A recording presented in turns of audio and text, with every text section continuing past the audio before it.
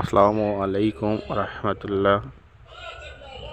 আজ আপনারা দেখবেন যে কীভাবে লিক টেস্ট করতে হয় এবং লিক টেস্ট করার পর কীভাবে পুনরায় মেরামত করতে হয়। তো আমাদের সাথেই থাকুন এবং দেখতে থাকুন। আর চলুন শুরু করা যাক ভিডিওটি। তো এখানে দেখতেই পাচ্ছেন আমি হাতে মিটার। এখানে 250 PSI প্রেসার দেওয়া আছে। খুব ভালো করে দেখুন। এখানে সেকশন পাইপে আমি মিটারটি সেটিং করে দিয়েছি। তো সেকশন পাইপে মিটারটি সেটিং করার কারণ, এটার যে চেম্বার থাকে, তো আমি চেম্বারে লিক টেস্ট করার জন্য এটাকে 250 PSI প্রেসার দিয়েছি। তো এটা 12 ঘন্টা পর্যন্ত আমি রেখে দিয়েছি, তো কমেনি। তো এখন এটাকে পাইপ কাটার পর আস্তে আস্তে কমে যাচ্ছে। তো এখন আমি কন্ডেন্সারে প্রেসার দেব। তো এখানে কন্ডেন্সারের সাথে যে ফিল্টারটি লাগানো আছে, তো আমি ফিল্টারটি আগে সিল করে নিচ্ছি এবং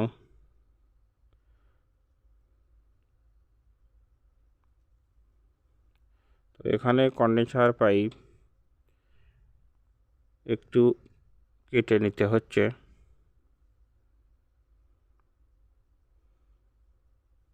কন্ডেন্সার পাইপটি কেটে আমি এখানে মিটার সেট করব।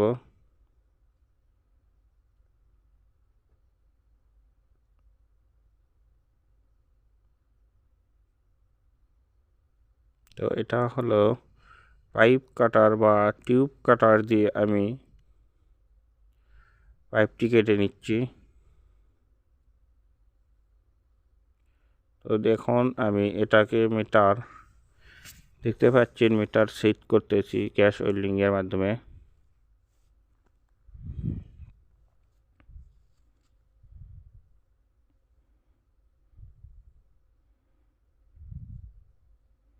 তো ওই মিটারটি খুব ভালোভাবে সেট করতে হবে যেন কোথাও লিক না থাকে। তো এখন আমি এটাকে প্রেসার দেব 250 PSI।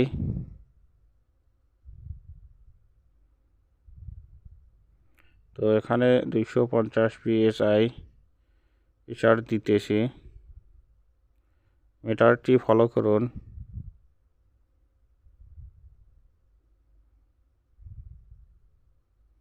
তবে প্রেসার দিয়ে আর মিনিমাম 6 থেকে 8 ঘন্টা রাখতে হবে। প্রেসার দেওয়ার পর অনেক সময় খুব সূক্ষ্ম লিক থাকলে মিনিমাম 3, 4 বা 5 ঘন্টায় বোঝা যায় না। সেক্ষেত্রে 8, 10 বা 12 ঘন্টা প্রেসার দিয়ে রাখতে হয়। এখানে দেখতেই পাচ্ছেন প্রেসারটি কমে গেছে। 8-10 ঘন্টা পর এটার প্রেসার কমে গেছে। তার মানে এটার হলো কন্ডেন্সারটি লিক আছে কোনো এক জায়গায়। তো আমি এটার এখন কন্ডেন্সার পরিবর্তন করে নতুন একটি কন্ডেন্সার লাগিয়ে আমি গ্যাস চাষ করব। তো এখানে কন্ডেন্সার পাইপ যে ছিল সেটা কেটে ফেলে দিলাম।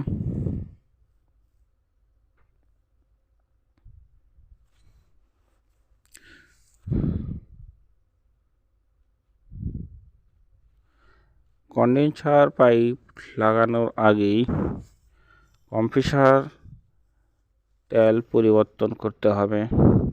তবে প্রত্যেকবার গ্যাস চাষ করার পূর্বে কম্প্রেসারের তেল পরিবর্তন করতেই হবে।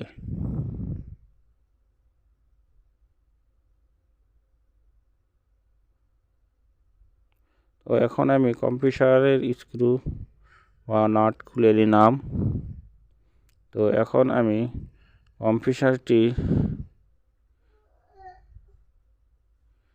তো এটা 600 নম্বর গ্যাসের কম্প্রেসার। তো এখন আমি কম্প্রেসারের চার্জিং পাইপ এটা কেটে নিচ্ছি।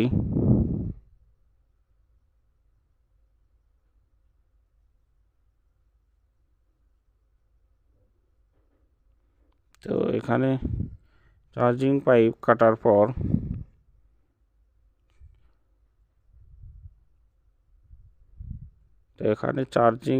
কাটার পর দেখেন এটার ভিতর থেকে তেল বাইর করে নিচ্ছি।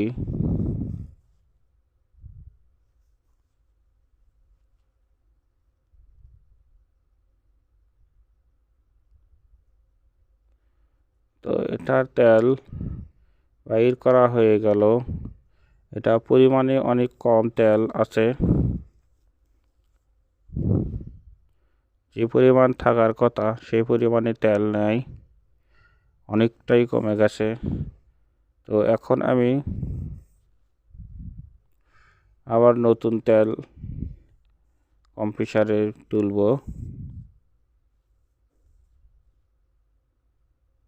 তো এখন দেখেন কম্প্রেসারটি চালু করছি। তো রিচার্জ পাইপ দিয়ে দেখুন কি পরিমাণে তেল বাড়াচ্ছে।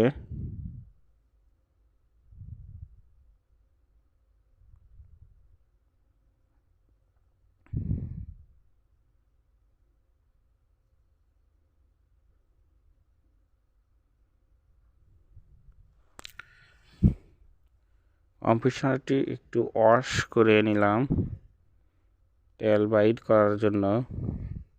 তো এখন আমি আবার নতুন তেল কম্প্রেসারের ভিতর তুলব।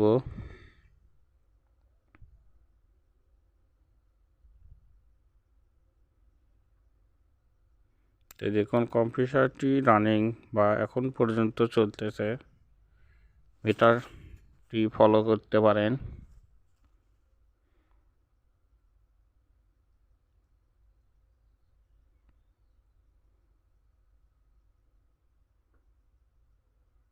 তো আমি এখানে কম্প্রেসারে যে পরিমাণে তেল লাগে সেই পরিমাণে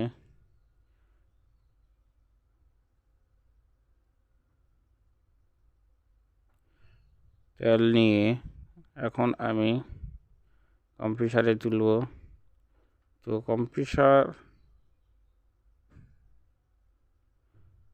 দেখুন এখন কম্প্রেসারটি কীভাবে তেল তুলতে হয়।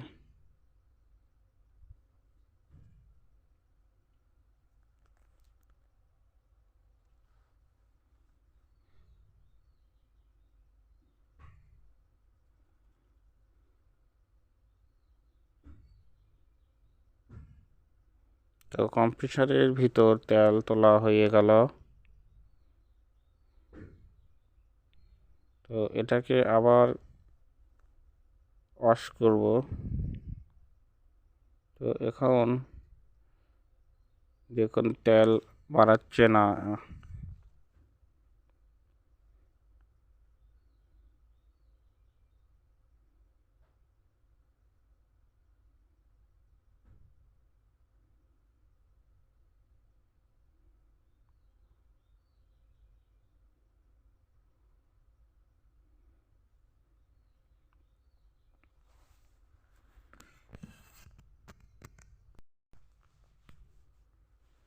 তো এখন আমি কম্প্রেসারটি সেটিং করব।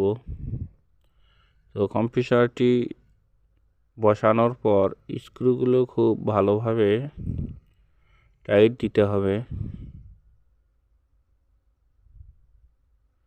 কারণ স্ক্রুগুলো ভালোভাবে টাইট না দিলে এটা যাতায়াতের সময় কম্প্রেসারটি নড়ে চড়ে গেলে পাইপ ফেটে যাবে, আর পাইপ ফেটে গেলে গ্যাস বের হয়ে যাবে, তখন ফ্রিজে ঠান্ডা হবে না। তো কম্প্রেসারটি সেটিং হয়ে গেছে। তো এটার সেকশন পাইপ সিল করা ছিল, তা আমি কেটে নিচ্ছি। তো সেকশন পাইপ কাটার পর এখন আমি এটার কন্ডেন্সার সেটিং করব। তো এই ফ্রিজে আমি 10 লেয়ারের একটি কন্ডেন্সার ব্যবহার করতেছি।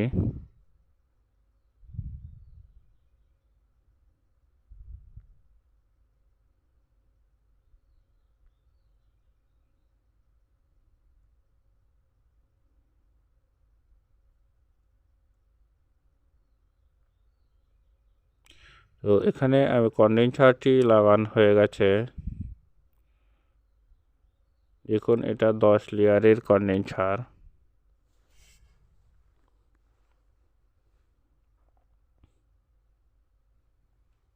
তো কন্ডেন্সারে আমি ফিল্টার লাগালাম।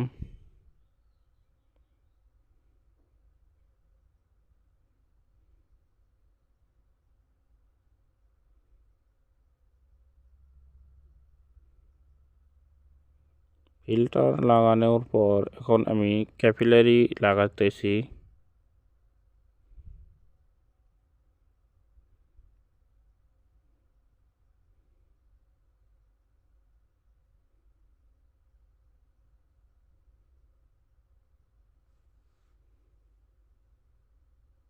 তো এখানে একটা জিনিস বলে রাখি, কন্ডেন্সার লাগানোর সময় আগে ডিসচার্জ লাইনে কন্ডেন্সারটি ফিটিং করার পর কম্প্রেসার চালিয়ে দেখতে হবে, তারপর ফিল্টার লাগাতে হবে। তো এখানে দেখুন ক্যাপিলারি ফিল্টারের অপর সাইডে লিক আছে। তো এই ওয়েল্ডিং করার সময় এগুলো খুব ভালোভাবে ওয়েল্ডিং করতে হবে।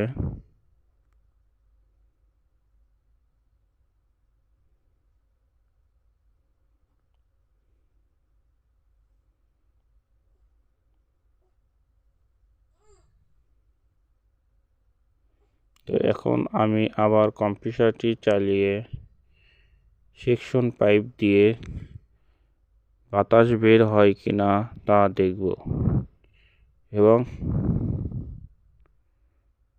চেম্বার ওয়াশ করে নেব সেকশন পাইপ লাগানোর আগে।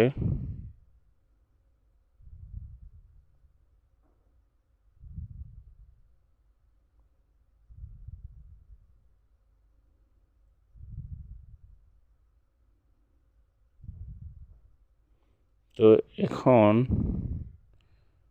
সেকশন পাইপ আমি ওয়াশ করে নিচ্ছি। দেখুন কি পরিমাণে তেল বাড়াচ্ছে। যে পরিমাণে তেল কম্প্রেসারে কম ছিল সেগুলো সম্পূর্ণ চেম্বারের ভিতরে উঠে গেছে। তো সেগুলো ওয়াশ করায় বের করতে হবে। তো ওয়াশ করা হয়ে গেছে। এখন আমি section pipe, charging pipe set করব।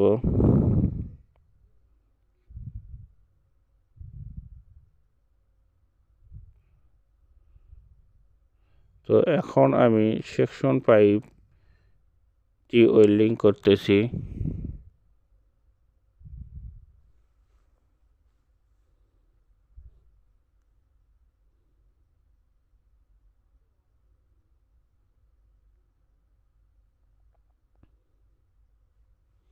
সেকশন পাইপ ওয়েল্ডিং করার পর চার্জিং পাইপ ওয়েল্ডিং করলাম।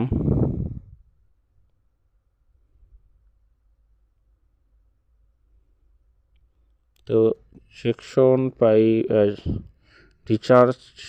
ডিসচার্জ পাইপ এবং ফিল্টার লাগানোর পর সেকশন পাইপ ওয়েল্ডিং করার ও চার্জিং লাগানোর পর এখানে 250 PSI প্রেসার দিয়ে ওয়েল্ডিংয়ের স্থানগুলোতে লিক টেস্ট করতে হবে যে কোথাও লিক আছে কি না।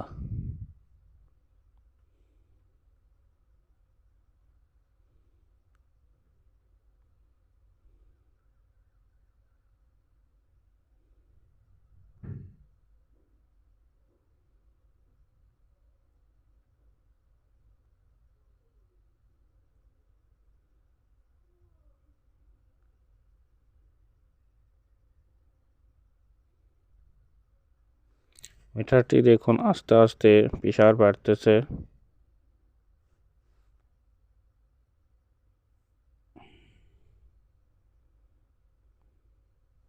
এখন আমি এটাকে লিক টেস্ট করতেছি, যে আমি যে সব জায়গায় ওয়েল্ডিং করছি সেসব জায়গায় আমি লিক টেস্ট করতেছি যে কোথাও লিক আছে কিনা।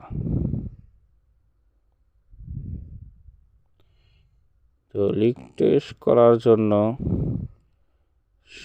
সাবান দিয়ে ফোমের মাধ্যমে একটু পাতলা পরিমাণ ফেনা করে নিতে হবে, যেন লিক টেস্ট করতে সুবিধা হয়। তো আমি দেখলাম কোথাও লিক নেই। তো এখন প্রেসার ছেড়ে দিয়ে এটাকে ভ্যাকুয়াম করতে হবে। ভ্যাকুয়াম করার পর এটা আবার নতুন করে গ্যাস চাষ করতে হবে।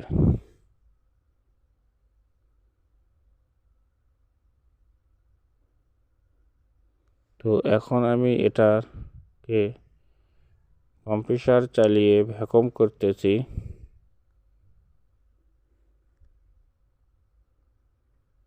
তো দেখুন আমি একটু আগুন চালিয়ে দেখতেছি যে এদিক দিয়ে হাওয়া বেরোচ্ছে কিনা। তো হাওয়া বের না হওয়ার কারণে এটাকে আমি সিল করে দিচ্ছি, কারণ এটা ভ্যাকুয়াম হয়ে গেছে।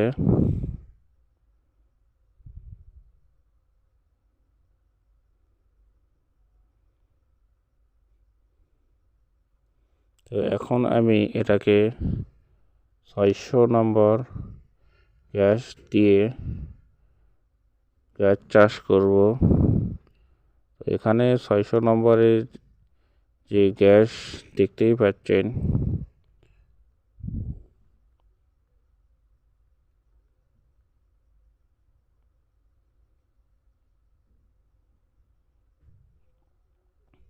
তো আমার হাতে যেটা দেখতে পাচ্ছেন একটি পাইপ ও একটি 1000-এর প্যাকেট। তো আমি পাইপের ভিতর 1000টি ঢুকিয়ে দিলাম এবং পাইপটি মিটারের সাথে সংযোগ করলাম। পাইপের আরেক মাথা আমি গ্যাস সিলিন্ডারের সাথে লাগিয়ে নিলাম। তো গ্যাস সিলিন্ডার লাগানোর পর এটাকে উপর করে আমি ফ্রিজের গ্যাস ঢুকাতে এসেছি। তো দেখতে পাচ্ছেন এখানে কিভাবে আমি মিটার চালু এবং বন্ধ করতেছি।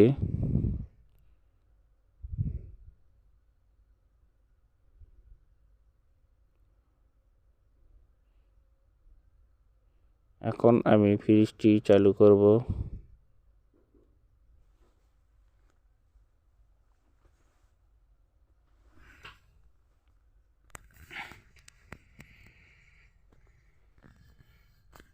তো এখন ফ্রিজটি চলতেছে।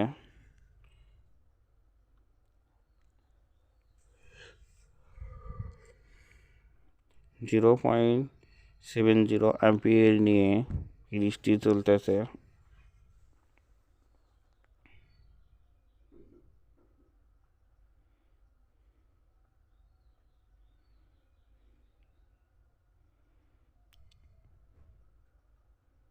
তো এটাতে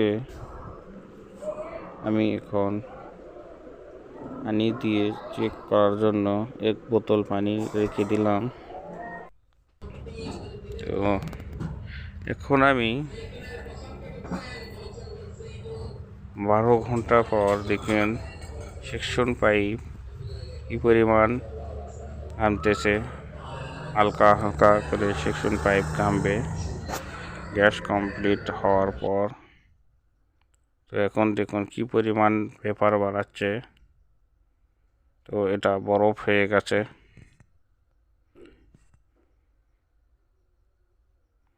আমাদের চ্যানেলটি যারা এখনও সাবস্ক্রাইব করেননি, তারা আমাদের চ্যানেলটি এক্ষুনি সাবস্ক্রাইব করে আমাদের সাথেই থাকুন, এরকম আরও নতুন নতুন ভিডিও পেতে।